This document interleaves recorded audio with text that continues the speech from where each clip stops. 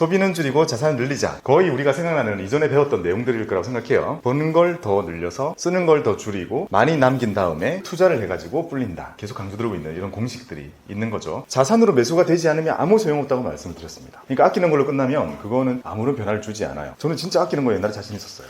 그래, 이거 아껴서 치킨이 하나 더 생겼어. 그렇게 생각해버린 게 너무 아쉬운 거죠. 배달 음식 딱 시키러 들어갔어요. 주로 먹고 싶은 걸 고르세요, 쿠폰 주는 걸 드세요? 고민하면 안 되죠. 쿠폰 주는 걸 먹어야죠.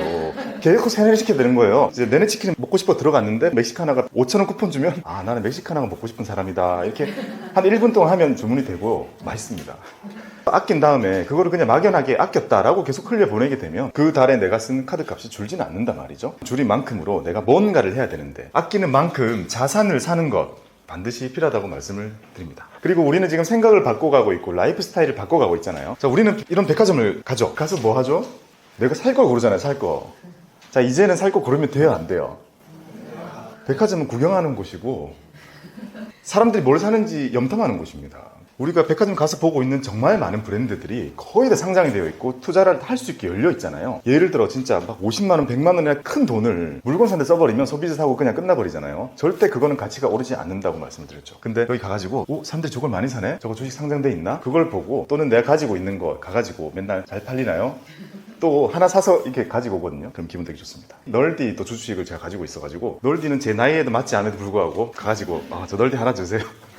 널디 적힌 거 딱 있고 사진 찍는 것도 혼자 주주인증. 그런 재미로 느끼면서 하는 거죠. 진짜 사고 싶은 거 있으면 그건 여기 사시면 안 돼요. 한 1년 뒤에 아울렛에 사시면 되니까. 그래서 이거 바라보는 관점을 계속 바꿔야 되는 거죠. 제가 다큐멘터리나 책 같은 거를 계속 읽도록 이렇게 숙제를 내드리고 있잖아요. 거기서 하나같이 얘기하고 있죠. 모든 세상은 나에게 소비를 하도록 만들어져 있잖아요. 그러니까 그 속에서 내가 소비를 안 한다는 게 되게 고통인 거거든요. 근데 그 고통을 이겨내야 된다는 거고 그걸 견딜 수 있는 나만의 명분이 있어야 명확히 서 있어야 그게 고통이 아니게 된다는 거고 그거는 우리는 자산을 사는 것으로 표현하는 거죠.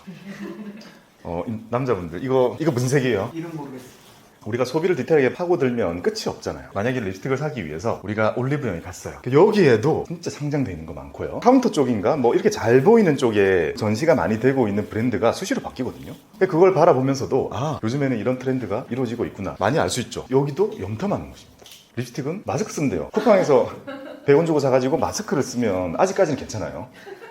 자, 진짜 본격적으로 우리는 투자라는 것을 시작하게 되었습니다. 투자를 하기에 앞서서 우리가 필요했던 말들을 계속 나눴던 거고요. 투자라는 것을 그 말의 뜻을 풀어보면 던질투 재물자자입니다. 자, 이걸 잘 생각해 봐야 돼요. 나의 재물, 나의 자산을 던지는 거잖아요. 이거 줘버린 거예요. 어느 정도. 그러면 내 손을 떠난 거예요. 일단은. 그 전까지만 내가 정말 많이 관여할 수 있고 고민할 수 있지만 보내고 나서 이게 불어나는지의 정도는 사실 내가 할 수 있는 게 많이 없거든요. 생각보다. 그래서 신중하게 보내야 되는 것이고 평생 한 20번밖에 못 보낸다라고 거의 강박적으로 생각하면서 공부하고 보내야 되는 거고요. 만약에 아니다 싶으면 진짜 아니다 싶으면 우리가 할 수 있는 건 회수해 오는 거죠. 다른 데로 보내는 거잖아요. 투자를 화분에 꽃을 기르는 거랑 비교를 한다면 자, 씨를 딱 넣고 물을 뿌려요. 그럼 가만히 쳐다보고 있는 거죠. 왜 안 나오지 새싹이?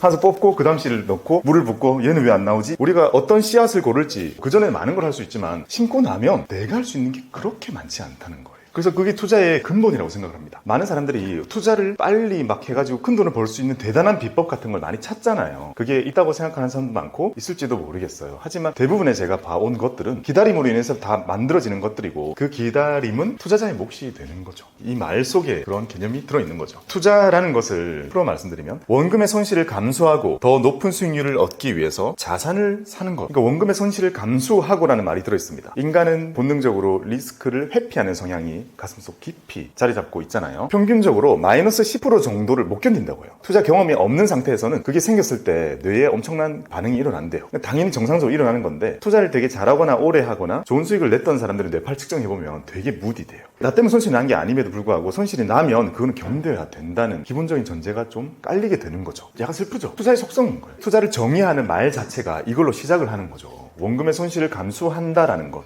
지금 우리는 좀 당연하게 느끼잖아요. 근데 제가 보통 창고에서 상담을 할 때 처음 오시는 분들이 많거든요. 그동안 밖에서 가지고 있던 편견들을 다 가지고 오시죠. 여기는 목돈 들고 와야 된다면서요. 여기는 빨리 돈을 벌 수 있는 거죠. 뭐 이런 생각을 다 가지고 있는 거죠. 예금만 계속 해오시던 분이 모아가지고 보통 한 3천만 원 정도를 어떻게든 만들어 오세요. 정말 큰 돈이잖아요. 우리 알잖아요. 정말 큰 돈에도 불구하고 야, 증권사에 그게 한 500만 원 들고 가면 안 해줄 것 같다는 생각이 스스로 계속 드는 거죠. 그래서 억지로 3천 만들어 봐가지고 자 이걸로 저도 이제 투자라는 걸 해보려고요. 이러면 그래요? 어떤 걸 생각하고 계세요? 기간은 어느 정도 보세요? 저는 오래 기다릴 수 있어요. 한 3달 정도.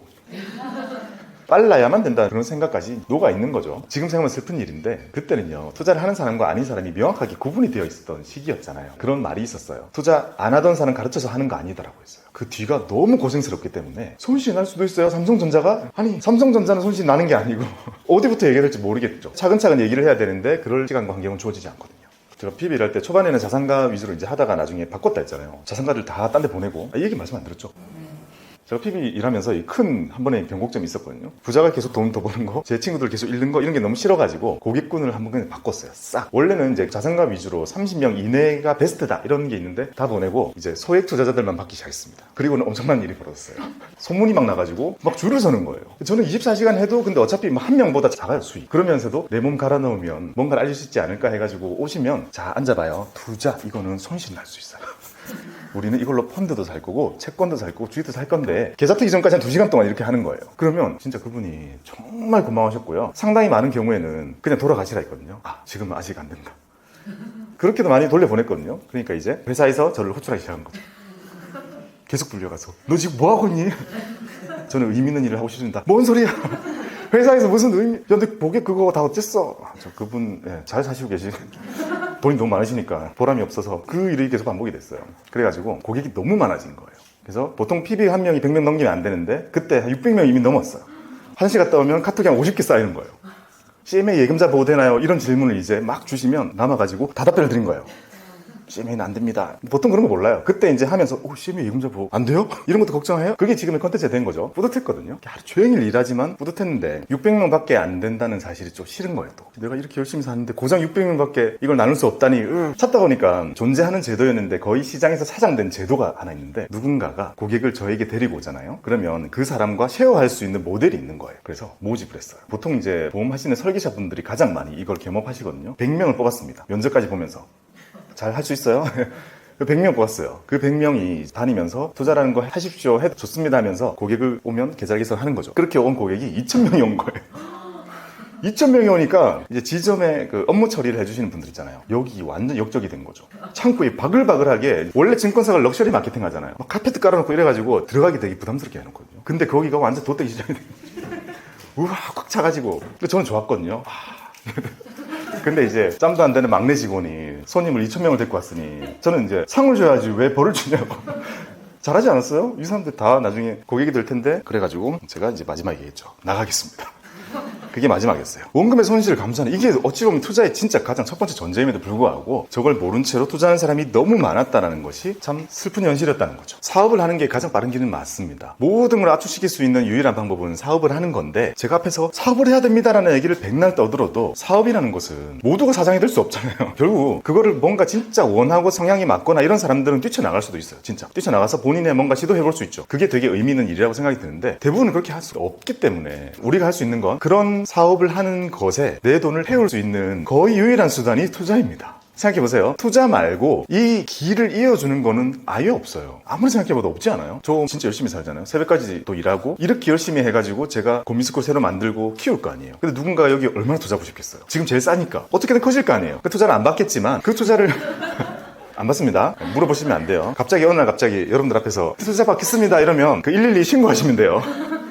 절대 그러면 안 돼요. 진짜 사업을 하기 위해서 뛰어든 사람들을 사는 거 보면 놀라울 만큼 거의 정신 나간 처럼 살거든요. 자기 뜻이 있거나 아니면 사업을 하다 보면 점점 그렇게 되죠. 그렇게 열심히 사는 거를 내가 하지 않는데 거기다가 돈을 태울 수 있는 가장 좋고 가장 유일한 수단이 사실 투자라는 거죠. 또 우리는 미국식 자본주의가 그대로 와가지고 살짝 안착이 돼 있잖아요. 근데 사실 지구상에는 이렇게 순수하게 자본주의가 깔려있는 나라가 많지가 않잖아요. 그런 곳에서는 요 수단을 그렇게 갈망한다고 하죠. 야 저기는 돈만 넣으면 부자가 될 수도 있대. 돈만 넣으면 기업의 소유권을 살 수 있대라는 사실 자체에 그냥 엄청 놀란다고 하죠. 우리가 돈을 벌 수 있는 기회라는 것을 수직적으로 봤을 때 이게 차단되어 있잖아요. 대부분의 세상에서는. 결국은 결이 같은 거다라고 볼 수 있습니다. 자 그러면 우리가 앞으로 투자를 하면서 투자 원칙 5가지 뻔한 건데 뻔한 거 정리하려고 그러니까 어렵더라고요. PPT 켜놓고 장기 투자 해야지. 그래 장기 투자 왜 해야 되지? 장기 투자와 분산 투자와 저비용 투자, 아는 투자, 역발상 투자 이렇게 제가 머릿속에 떠오르는 대로 5개로 정리를 해봤습니다.